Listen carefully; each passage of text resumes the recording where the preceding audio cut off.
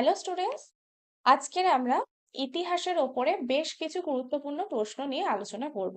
প্রত্যেকটা অধ্যায় ধরে ধরেই আমি আলোচনা করব। তোমাদের এবারে 3টে অধ্যায়ের ওপরে পরীক্ষা হবে, চ্যাপ্টার 4 থেকে চ্যাপ্টার 6।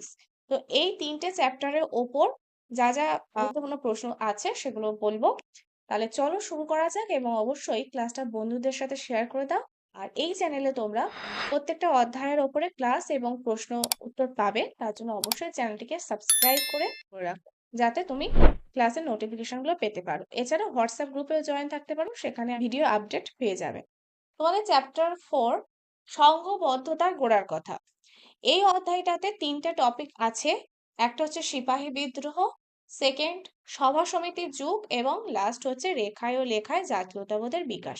প্রত্যেকটা টপিকের উপরে কোন কোন প্রশ্ন গুরুত্বপূর্ণ তোমরা পড়বে সেগুলো আমি বলবো, ঠিক আছে? তাহলে ফার্স্টে আমরা দেখব এই অধ্যায়ের সিপাহী বিদ্রোহের টপিকের উপরে কি কি প্রশ্ন তোমাদের পড়তে হবে। তো দেখে নাও, সিপাহী বিদ্রোহের ওপরে ফার্স্ট তোমাদের 4 নম্বর প্রশ্ন রেখেছি। 1857 সালে মহাবিদ্রোহের প্রতি শিক্ষিত বাঙালি সমাজে কিরূপ মনোভাব ছিল? এই প্রশ্নটা 4 নম্বরের জন্য করবে, খুবই গুরুত্বপূর্ণ প্রশ্ন। নেক্সট চলো, মহারানীর ঘোষণাপত্রের তাৎপর্য লেখো। এই প্রশ্নটাও 4 নম্বরের জন্য খুবই গুরুত্বপূর্ণ। পরের প্রশ্ন দেখো, মহাবিদ্রোহে ব্যর্থতার কারণ হবে, ঠিক আছে? ব্যর্থতার কারণ আলোচনা করো। এটাও তোমরা 4 নম্বরের জন্য করে রাখবে। 8 নম্বরের জন্য এই টপিকের ওপরে এই প্রশ্নটা একটু দেখে রাখবে। 1857 খ্রিস্টাব্দে বিদ্রোহ কি প্রথম স্বাধীনতা যুদ্ধ বলা যায়? সপক্ষে এবং বিপক্ষে যুক্তি দাও। 8 নম্বরে দেবে। 2026 মাধ্যমিক পরীক্ষায় এই সিপাহী বিদ্রোহের ওপরে একটা 8 নম্বর প্রশ্ন এসে গিয়েছে। চরিত্র বিশ্লেষণ করো, মহাবিদ্রোহের চরিত্র বিশ্লেষণ করো। সে কারণে 4 নম্বর প্রশ্নগুলো এই টপিকের ওপর থেকে খুব ভালোভাবে করবে। আরেকটা তোমরা দেখে রাখতে পারো যে 1857 খ্রিস্টাব্দে বিদ্রোহকে কি সামন্ততান্ত্রিক বিদ্রোহ বলা যেতে পারে? নেক্সট দেখো, সভা সমিতির যুগ। এই টপিকের উপরে তোমরা কি কি 4 নম্বর প্রশ্ন করবে দেখে নাও। আমি এখানে দুটোই প্রশ্ন রেখেছি 4 নম্বরের জন্য। প্রথমত, 20 শতকের বাংলায় রাজনৈতিক চেতনার বিকাশে হিন্দু মেলার অবদান কি রূপ ছিল? এটা খুবই গুরুত্বপূর্ণ প্রশ্ন, 4 নম্বরের জন্য করবে। এই টপিকের ওপরে কোনো 8 নম্বর প্রশ্ন আমি রাখিনি।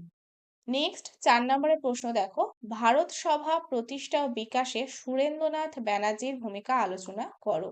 এটাও দেখে রাখবে 4 নম্বরের জন্য। আমি আজকে যে প্রশ্নগুলো আলোচনা করছি তার মধ্যে বেশ কিছু প্রশ্ন আগের বছরে এসেছে, ঠিক আছে? 2026-এ যে প্রশ্নগুলো এসেছে সেগুলো তোমরা বাদ দেবে, কারণ ওই প্রশ্নগুলো 2027-এ মাধ্যমিকে আসবে না, এবং স্কুলের প্রশ্নতেও দেওয়ার চান্স নেই বললেই চলে। 2025 সালের প্রশ্নটা তোমরা একটু ভালোভাবে করবে। নেক্সট লাস্ট টপিক এই অধ্যায়ের উপর দেখো, রেখায় ও লেখায় জাতীয়তাবোধের বিকাশ। এই টপিকের ওপরে তোমরা 4 নম্বর প্রশ্ন করবে, জাতীয়তাবোধের বিকাশের ক্ষেত্রে আনন্দমঠ উপন্যাসের তাৎপর্য বা গুরুত্ব লেখো, ঠিক আছে? এই প্রশ্নটা দিতে পারে। নেক্সট, অবনীন্দ্রনাথ ঠাকুরের ভারত মাতার চিত্রটি অবদান বা বিশ্লেষণমূলক আলোচনা করো। এটাও 4 নম্বরের জন্য করে রাখবে। পরের প্রশ্ন, জাতীয়তাবোধের বিকাশে বর্তমান ভারতের গুরুত্ব লেখো। বর্তমান ভারত কার লেখা? স্বামী বিবেকানন্দের লেখা। এটাও 4 নম্বরের জন্য করবে। এই 3টে প্রশ্নই খুবই গুরুত্বপূর্ণ, ভালোভাবে দেখে রাখবে 4 নম্বরের জন্য, ঠিক আছে? তো চলো পরে দেখো, একটা 8 নম্বরের প্রশ্ন রেখেছি এই টপিকের ওপরে। সেটা হচ্ছে, রেখায় ও লেখায় কিভাবে জাতীয়তাবোধের বিকাশ ঘটেছিল? এটা 8 নম্বরের জন্য করবে। রেখায় যদি বলা হয় তাহলে তোমাদের ভারত মাতা চিত্র, তারপর গগনেন্দ্রনাথ ঠাকুরের ব্যঙ্গচিত্র, এই দুটো নিয়ে আলোচনা করতে হবে। আর যদি বলা হয় লেখায় কিভাবে জাতীয়তাবোধের বিকাশ ঘটেছিল, তাহলে তোমরা আনন্দমঠ, বর্তমান ভারত এবং রবীন্দ্রনাথ ঠাকুরের গোড়া উপন্যাস, এই 3টেকে নিয়ে আলোচনা করবে। আচ্ছা, এখানে 4 নাম্বার হিসাবে জাতীয়তাবোধের বিকাশে রবীন্দ্রনাথ ঠাকুরের লেখা গোড়া উপন্যাসের কি ভূমিকা ছিল বা অবদান, ঠিক আছে? এই প্রশ্নটাও তোমরা একটু দেখে রাখবে, যেহেতু এটা স্কুলের প্রশ্ন। 3টেই খুব ইম্পর্টেন্ট, গোড়া, আনন্দমঠ এবং বর্তমান ভারত, 3টেই খুব গুরুত্বপূর্ণ। ভালোভাবে দেখে রাখবে, কোনটা কোন স্কুলে দেয় বলা যায় না। তো তার মধ্যে যদি বলি তাহলে আনন্দমঠ এবং গোড়া, এই দুটো একটু ভালোভাবে দেখবে। তো এটা তোমরা করছো 4 নাম্বারের জন্য, ঠিক আছে? পরের আমাদের আছে চ্যাপ্টার 5, বিকল্প চিন্তা ও উদ্যোগ, বৈশিষ্ট্য ও পর্যালোচনা। এই অধ্যায়েও 3টে টপিক আছে। একটা হচ্ছে বাংলায় ছাপাখানার বিকাশ, দ্বিতীয় বাংলায় বিজ্ঞান ও কারিগরি শিক্ষার বিকাশ, আর থার্ড হচ্ছে ঔপনিবেশিক শিক্ষা ধারণার সমালোচনা। ফার্স্টে আমরা দেখব বাংলায় ছাপাখানার বিকাশ, এই টপিকের ওপরে কি কি গুরুত্বপূর্ণ প্রশ্ন আছে। ঠিক আছে, দেখো ফার্স্ট আমি যেটা রেখেছি, বাংলায় ছাপাখানার বিকাশে শ্রীরামপুর মিশনারিদের অবদান লেখো। এটা তোমরা 4 নম্বরের জন্য করবে, ভীষণ গুরুত্বপূর্ণ প্রশ্ন।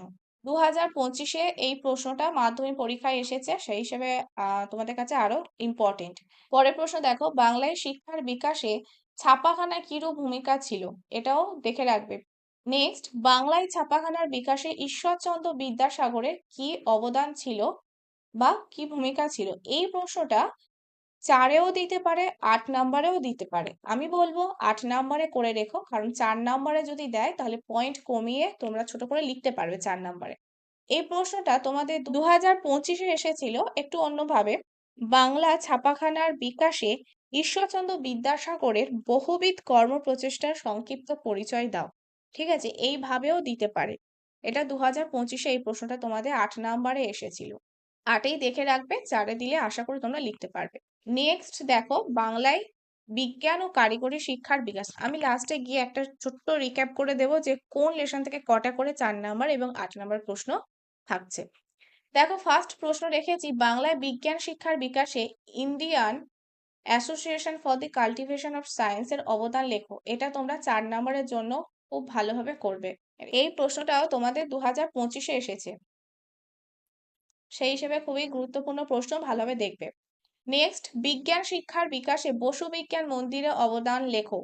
পরের প্রশ্ন দেখো, বাংলায় কারিগরি শিক্ষার বিকাশে বেঙ্গল টেকনিক্যাল ইনস্টিটিউটের অবদান লেখো। এটাও 4-এ করবে এবং এই প্রশ্নটাও 4 নম্বরে দেখে রাখবে। পরে দেখো লাস্ট টপিক এই অধ্যায়ের উপর, ঔপনিবেশিক শিক্ষা ধারণার সমালোচনা। এই টপিকের ওপরে কোনো 4 নম্বর প্রশ্ন থাকছে না, শুধুমাত্র একটাই 8 নম্বরের প্রশ্ন করে রাখবে। তবে 2023-এ তোমাদের এটা 4 নম্বরে এসেছে। রবীন্দ্রনাথ ঠাকুরের শিক্ষা ভাবনার সমালোচনামূলক আলোচনা করো। বা এই প্রশ্নটা দিতে পারে যে মানুষ, প্রকৃতি ও শিক্ষার সমন্বয় বিষয়ে রবীন্দ্রনাথ ঠাকুরের চিন্তার পরিচয় দাও। ঠিক আছে, এটা তোমরা 8 নম্বরের মতো করে রাখবে। যদি 4 নম্বরে দেয় তাহলে তো অবশ্যই তোমরা লিখতে পারবে। পরে আমাদের লাস্ট অধ্যায়, 20 শতকে ভারতে কৃষক, শ্রমিক ও বামপন্থী আন্দোলন, বৈশিষ্ট্য ও পর্যালোচনা। এটা আমাদের লাস্ট এবং ষষ্ঠ অধ্যায়। চলো দেখে নেওয়া যায় কি কি প্রশ্ন আছে। বঙ্গভঙ্গ বিরোধী আন্দোলনের সময় শ্রমিক শ্রেণীর ভূমিকা কিরূপ ছিল, এটা তোমরা 4 নম্বরের জন্য করবে। এবারে ছাত্র সমাজে ভূমিকা পড়ে গিয়েছে, শ্রমিক শ্রেণীটা দেখে রাখবে, আর কৃষক শ্রেণী। নেক্সট দেখো, টিকা লেখো তেভাগা আন্দোলন, এটাও 4-এর জন্য করে রাখবে। এটা গুরুত্বপূর্ণ প্রশ্ন, দেখে রাখবে ভালো করে। আচ্ছা, একই প্রশ্ন দুবার রিপিট হয়ে গেছে, যেটা বললাম যে বঙ্গভঙ্গ বিরোধী আন্দোলনে কৃষক ও শ্রমিকের ভূমিকা দেখে রাখবে, 4 নম্বরে দেবে। নেক্সট দেখো, বারদৌলি আন্দোলনের একটি সংক্ষিপ্ত বিবরণ দাও। এটাও 4 নম্বরের জন্য দেখবে, গুরুত্বপূর্ণ প্রশ্ন। এবারে আমরা দেখব 8 নম্বরের জন্য কি প্রশ্ন করবে। 20 শতকে ভারতে কৃষক আন্দোলন সম্পর্কে লেখো। এই প্রশ্নটা তোমরা 8 নম্বরে করে রাখবে, যে বঙ্গভঙ্গ বিরোধী আন্দোলন, অহিংস অসহযোগ আন্দোলন, যে বিভিন্ন আন্দোলনগুলো 20 শতকে হয়েছিল, সেই আন্দোলনে কৃষক শ্রেণীর কি রকম ভূমিকা ছিল, কৃষক শ্রেণীর আন্দোলনটাকে তুলে ধরতে হবে।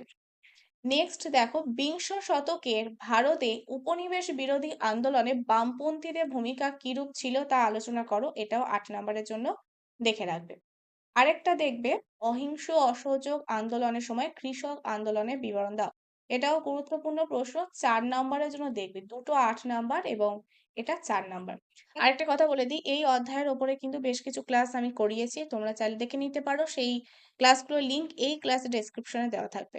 তো চলো একটা ছোট রিক্যাপ করে দেখে নেওয়া যাক কোন লেসন থেকে কত নাম্বারে কটা করে প্রশ্ন দিলাম। তো লাস্ট অধ্যায় থেকেই আমি শুরু করছি। ষষ্ঠ অধ্যায়ের ওপরে তোমাদের, এটা তো একই, এটা আমি আপাতত বাদ দিচ্ছি। 4টে হচ্ছে 4 নম্বর প্রশ্ন দিলাম। কটা? 4টে 4 নম্বরের প্রশ্ন। একটা, দুটো, তিনটে এবং 4টে হচ্ছে 4 নম্বর প্রশ্ন দিলাম ষষ্ঠ অধ্যায়ের ওপরে। নেক্সট দেখো, 8 নম্বর প্রশ্ন দিলাম দুটো। ঠিক আছে, ষষ্ঠ অধ্যায়ের উপর 4টে 4 নম্বর, দুটো 8 নম্বর। এবার দেখি পঞ্চম অধ্যায়ের ওপরে কি কি প্রশ্ন দিলাম 4 নম্বরে। কটা প্রশ্ন দিলাম? একটা, দুটো, তিনটে, 4টে, 5টা। 5টা দিলাম 4 নম্বর প্রশ্ন। 8 নম্বরে দিয়েছি একটা এবং দুটো, তাহলে পঞ্চম অধ্যায়ের ওপরে 5টা 4 নম্বর প্রশ্ন থাকছে এবং 2টো 8 নম্বরের প্রশ্ন। তো এবার চলো চতুর্থ অধ্যায়ের ওপর কোন নম্বরে কটা প্রশ্ন দিলাম দেখে নেওয়া যাক। 4 নম্বর প্রশ্ন দিয়েছি 1টা, 2টো, 3টে, 4টে, 5টা, 6টা, 7টা, 8টা আর 9টা। রবীন্দ্রনাথ ঠাকুরের গোড়া যেটা বললাম 9টা। 9টা প্রশ্ন তোমাদের এই চতুর্থ অধ্যায়ের ওপর থেকে করতে হবে, কারণ এই অধ্যায়টা একটু বড়। 2টো 8 নম্বরের প্রশ্ন দিলাম। মহাবিদ্রোহের কারণ আমি দিচ্ছি না, তোমরা চাইলে দেখে যেতে পারো। সামরিক কারণ এবং সামরিক ও রাজনৈতিক কারণ এই দুটো একটু দেখে যেতে পারো। 4 নম্বরে দিতে পারে, যে কোনো একটা দেবে, দিলে নয় সামরিক কারণ লিখতে দেবে বা রাজনৈতিক কারণ লিখতে দেবে। আর যদি 8 নম্বরে দেয় যে কোনো দুটো কারণ একসাথে 4+4 নম্বরে দেবে। এই কটা প্রশ্ন কিন্তু তোমাদের করতেই হবে, কারণ প্রত্যেকটা স্কুলে প্রশ্ন হবে। কোন স্কুলে কেমন প্রশ্ন করবে বলা যায় না, তবে যেগুলো ইম্পর্টেন্ট প্রশ্ন দেওয়ার চান্স বেশি সেই ধরনের কিছু গুরুত্বপূর্ণ প্রশ্ন নিয়ে আমি আলোচনা করলাম। ক্লাসটা যদি ভালো লাগে অবশ্যই একটা লাইক করো এবং বন্ধুদের সাথে শেয়ার করে দিও।